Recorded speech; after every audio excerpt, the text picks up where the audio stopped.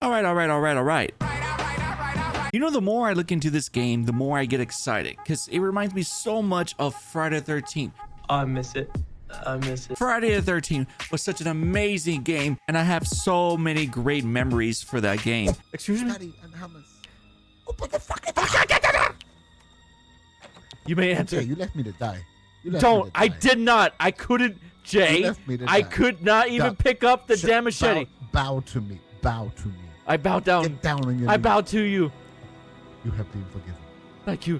I Papa. lied. And all jokes aside, today we're going to be talking about things that can possibly be a little bit too strong on the human side. Again, we don't know much. I'm going to be just going over stuff that I've seen on the Discord from the Killer Klowns. If you have not joined the Discord for Killer Klowns, I would recommend it. The people there have been really nice, and I'll leave a link in the description. We're going to be going over interviews, gameplay, speculation, all that stuff for the humans, because there are certain things I'm a little bit worried, because anytime I do see any clips of the humans, they do seem a little bit strong. And let's start off with this first interview. So if somebody gets captured, I noticed like cotton candy and the cocoons. Yep. So when they get picked up in cotton candy, how can they escape? So if they can find, it's part of the pre-planning as well as some of the cooperative elements we have. If you are able to find a type sharp item to have on your person when you are cocooned, that gives you a way out. But there's also ways that other humans can come and you'll be marked for them, so they can come and save you if you've been cocooned. So it's a good idea to make sure you keep that in mind. Additionally, we do have the spectator mini games that give people the opportunity to actually hand you stuff, which can include a piercing sharp item that will get you out. So there are multiple ways for people to escape those scenarios. And it does come down to planning, because you're going to want to stay sneaky until you feel like you've gotten to the point where you can either defend yourself or free yourself if you ever get in that kind of scenario. And I know what you're saying. What's the big deal? If you play Friday the 13th, Does this give you war flashbacks? It worked. I done the infinite pocket knife glitch. I actually did it. those were some dark ass times, let's all agree. But again, these are the devs that worked on the game itself, so I'm pretty sure they learned their lesson. But again, I'm a little bit worried, because not only do you use these knives to get out of cocoons, you throw them to the clown's face. I mean, we see how fast you could throw these. So me looking at a lot of interviews and a lot of people talking that did get to play the game, they always say they like both roles, right? But they always say, I like human more. That scares me already, because we already had so many asymmetrical games that people preferred the human survivor side, whatever, compared to the clown side. That's already a bad kind of like, it kind of gets me a little bit worried. From these clips, what I'm showing you right now of how fast you can literally stomp the clowns. And I know what you're saying. Yeah, good. But let's all be honest. We could keep on saying that, but every time we say that, a game dies. You know what? I'm done with this shit. Not a chance. This is just getting good. All I'm saying is that if you want a game to survive, you need to provide the killer role side. Now, we could take a game like TCM, where the family are pretty strong for most case, but what happened was when you butchered the survivor side, the victims in that game, a lot of players left. So this is going to come down to the devs. If they can somehow pull a rabbit out of their hat and be like, this is a good balance. They themselves, Ilphonic, said that balancing is probably one of the hardest things to do for asymmetrical. So this is going to be tough on them. And that's tough. You know what else is tough? Not subscribing. I've noticed a lot of you guys have not subscribed. So if you do enjoy my content, please hit subscribe. Also give the video a thumbs up if you want me to continue making these videos. Done and done. Next up, I want to talk about the HUD and weapon durability. Now, we all know that the weapon durability is something nice. It's different.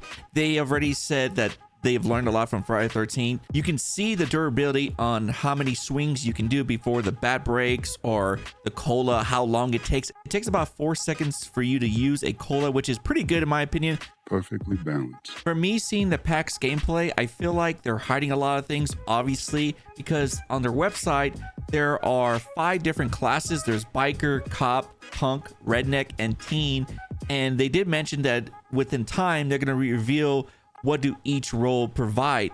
I will make another video for that, so stay put.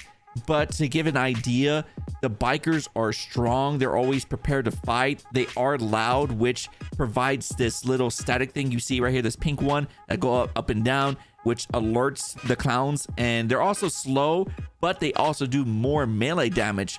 Again, it looked like everybody just did a lot of damage, so I'm hoping that was the case. I guess for early screening sake, they just wanted just to provide some gameplay out there, of course, and wanted to give the fans something. So I assume each class didn't really have their attributes or whatever. They didn't want to deal with balance issues, which I think was a kind of mistake. It's a mistake because they could have got an early, feel of what's too strong or what's not. Right now, again, for just us reviewing the gameplays, it just looks like you could 1v2 or 1v3 the clowns. What happens if all three of them just die? All of them have to wait for 40 seconds? This could be bad. The survivor side have one chance. Again, this is just a one lifetime for the whole squad. Doesn't mean one lifetime per person. They can bring themselves back with a resurrection box. Now, here's a little glimpse of it. Interesting. We're going to be going over Valzi. He's a member from the Discord. He got to play PAX East. He wrote like a full article basically about his experience with the game on both human and clown. Now, I've already pretty much discussed more about the clown. This is more about the humans. I'm going to pretend to give him a voice because I don't feel like reading all the things he had to say. You're lazy. All right, chill out. Listen, I got to edit. I got to research. I got to make a thumbnail. So, Eat my ass. No, I don't think I will. Mini games. So to explain the mini games more, once you die, there are a few different mini games that rotate out after you complete one.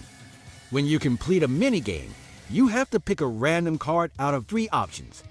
Whatever card you pick will have an item such as a hamburger, a baseball bat, ammo for a gun, etc. If you die, you have the option to either give the card to the player you are spectating, or keep the card for yourself for if you get revived through the resurrection machine and you'll spawn with your cards.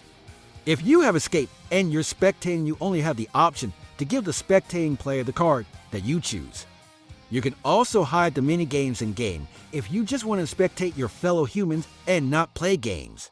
So when it comes to Survivor, it seems like they have a lot in their arsenal. They even have a chance to come back. This reminds me so much in VHS of the Book of the Dead. Anybody played it, you'll know what I'm talking about. I'm back, baby. So in my opinion, this is the quotation of tunneling. So if you tunnel somebody out early, they have another chance. Again, I don't feel good about this because it feels like they already have so many chances. Not only that, they have so many escapes. But again, I'm going to say it again. I haven't played the game. We're all just speculating by people that play the game and the gameplay that we've seen from PAX.